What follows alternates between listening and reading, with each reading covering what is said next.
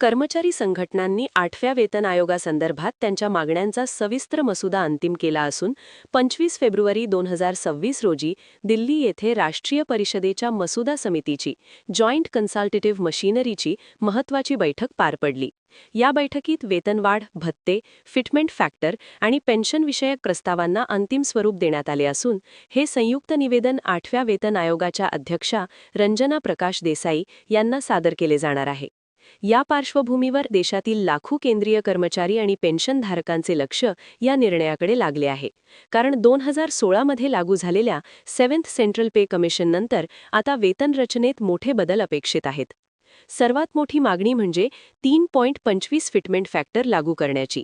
सध्याचा किमान मूळ वेतन 18,000 रुपये असून जर 3.25 फिटमेंट फॅक्टर मंजूर झाला तर किमान वेतन थेट 54,000 ते 58,500 रुपयांदरम्यान जाऊ शकते.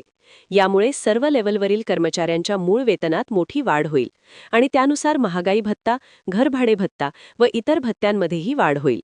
त्याचबरोबर सध्या असलेली 3% वार्षिक वेतनवाढ अपुरी असल्याचे सांगत कर्मचारी संघटनांनी ती 7% करण्याची मागणी केली आहे, ज्यामुळे महागाईच्या वाढत्या दराशी पगाराची वाढ सुसंगत राहील.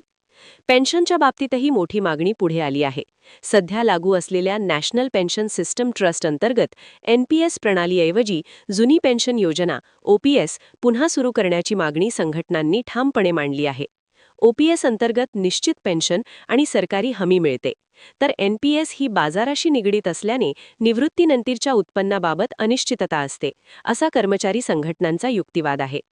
याशिवाय निवृत्तीनंतर रजा एन्कॅशमेंटची मर्यादा 300 दिवसांवरून 400 दिवसांपर्यंत वाढवण्याचा प्रस्ताव देण्यात आला आहे, ज्यामुळे निवृत्तीवेळी कर्मचाऱ्यांना मोठा आर्थिक लाभ मिळू शकतो.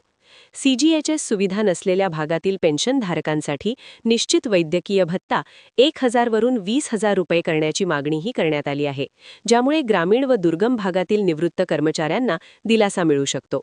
तसेच पगार गणनेत कुटुंब युनिट्सची संख्या 3 वरून 5 करण्याचा प्रस्ताव मांडण्यात आला असून अवलंबित पालकांचा समावेश करून भत्त्यांची रचना अधिक वास्तववादी करण्याचा प्रयत्न आहे.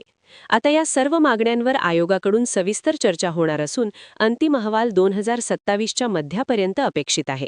मात्र कर्मचारी संघटना 1 जानेवारी 2026 पासून पूर्वलक्षी प्रभावाने अंमलबजावणीची मागणी करत आहेत. जर सरकारने हा प्रस्ताव मान्य केला तर कर्मचाऱ्यांना मोठ्या प्रमाणात एरियर्स मिळू शकतात. त्यामुळे पुढील काही महिने कर्मचारी आणि पेन्शनधारकांसाठी अत्यंत महत्त्वाचे ठरणार आहेत.